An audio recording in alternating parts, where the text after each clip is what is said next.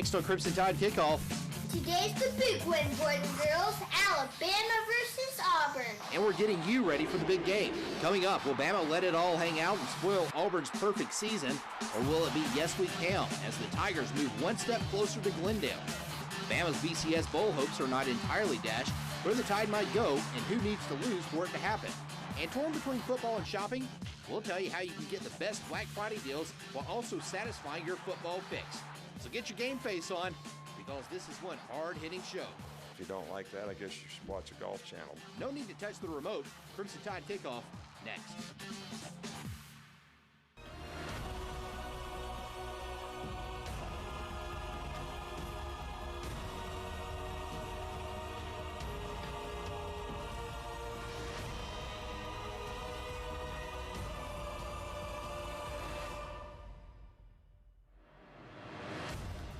Live from the campus of the University of Alabama, this is Crimson Tide Kickoff with Gary Harris and John Huddleston. Brought to you by AT&T and by Alpha Insurance. And you're looking live at Bryant-Denny Stadium. It's game day in Tuscaloosa, and what a day it is. It's the first day game of the home football season, and it's greeted by chilly temperatures and some rainy weather, although the good news is, we'll have more on it later, the rain is getting out of here. It's going to be a perfect day for Alabama-Auburn football. And in just under 5.5 hours from now, the Tide and the Tigers square off in the 75th edition of the game known as the Iron Bowl.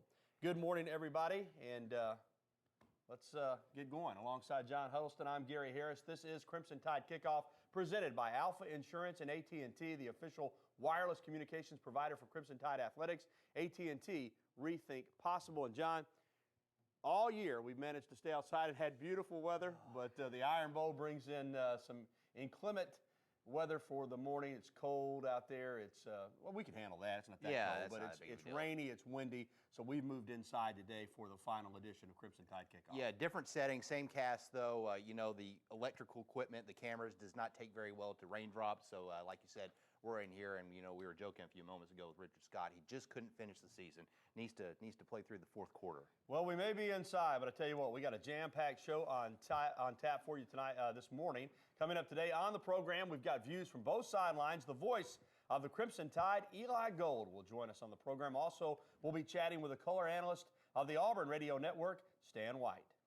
And if you're thinking about going out and miss all the good sales because you can't break the football fix, well, we'll tell you how retailers around Tuscaloosa are looking to help you out. Plus, it has been just over 3 years since former Alabama football player Sharan Stacy lost his family in a tragic car accident. Most people probably wouldn't have been able to function, but Stacy has turned to his faith and is spreading a very powerful message. We'll have that story coming up. Gary?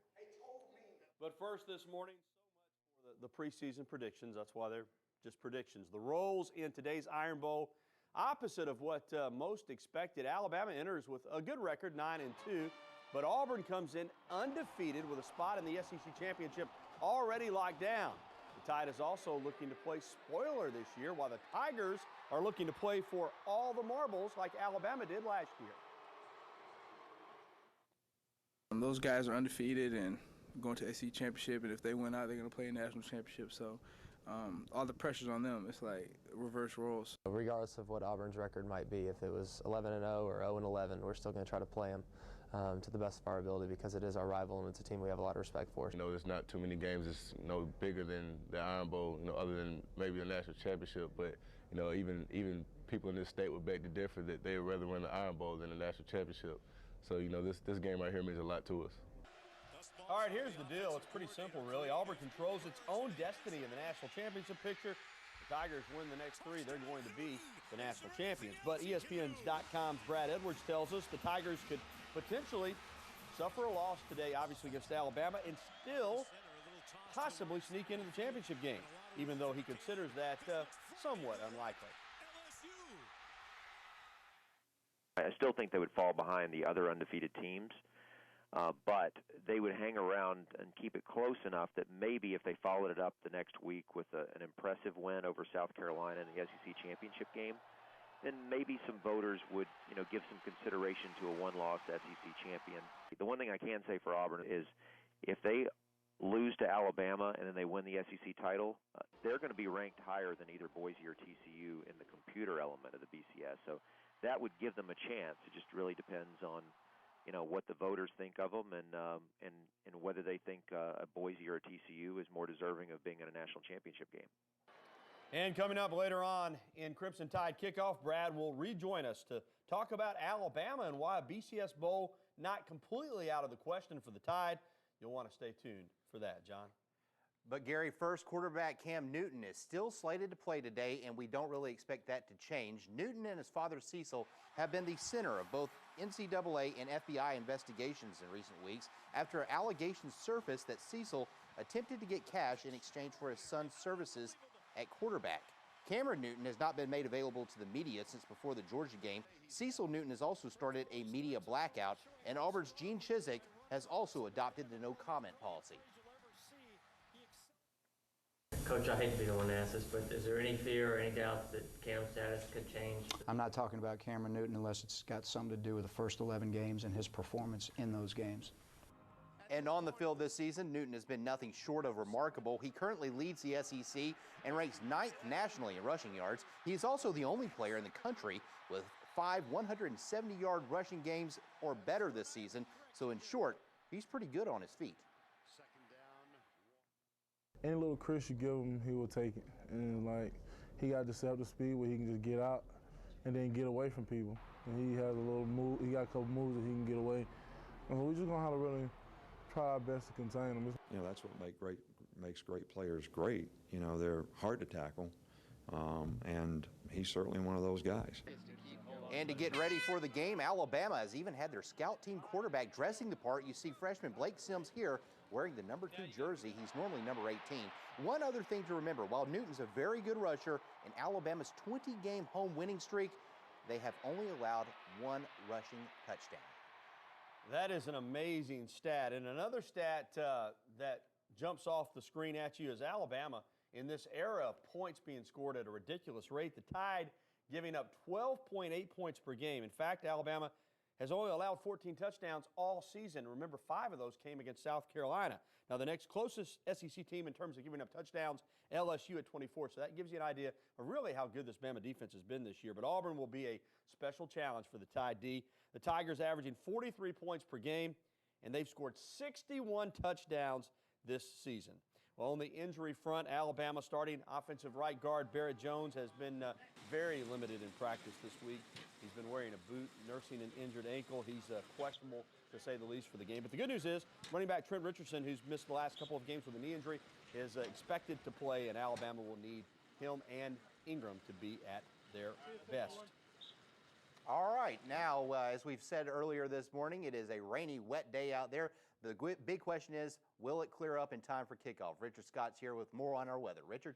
Hey, John, yeah, it's just a nasty day weather-wise for us. We're doing a lot of clouds, some rain around. The good news, though, the heavy rain we dealt with early this morning, it is out of here. Still have a lot of clouds and some of that light drizzle, that mist. I think it will stick around for a part of the game anyway. Now, our quick cast today for Tuscaloosa, 10 o'clock this morning. Temperatures falling through the day. Temperatures actually in the mid-40s by kickoff. Some light rain showers and sprinkles at times. Of course, we'll have the kickoff forecast and much more just a bit later on. John and Gary. Thank you, Richard. Not looking too bad. No, I said it's football weather. Coming up, the Auburn quarterback in 1993 was Stan White. He quarterbacked the Tigers to a perfect 11-0 season, and now he serves as the color analyst on the Auburn football radio broadcast. And Stan will join us shortly. We'll ask him about quarterback Cam Newton. Have the off-field distractions caused any on-field problems? But up next, several Crimson Tide players could soon break school records. We'll tell you who those players are for the Tide. You're watching Crimson Tide Kickoff presented by AT&T and Alpha Insurance. And we're getting you set for the 75th edition of this historic series between the Tide and Tigers.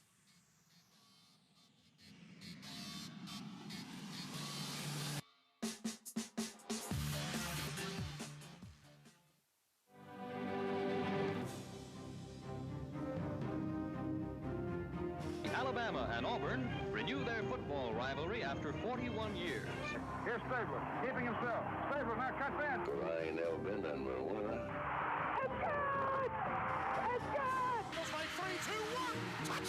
We have an opponent in this state that we work every day, 365 days a year, to dominate. Welcome back to Crimson Tide Kickoff. You know, several Crimson Tide players are inching closer to breaking Alabama records, and some of them could do it in the final 2 games of the season.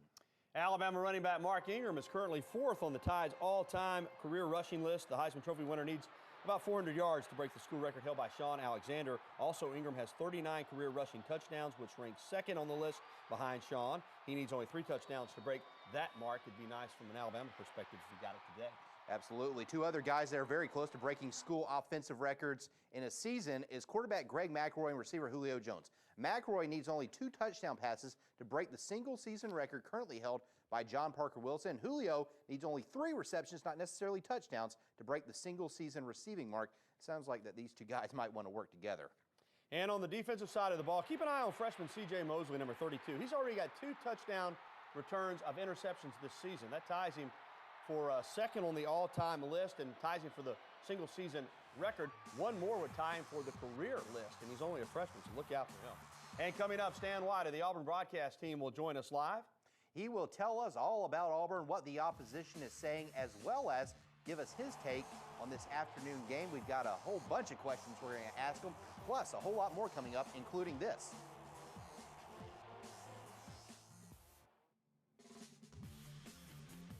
I'm Claire Stewart. Coming up, I'll tell you about a push for Crimson Friday and Black Saturday.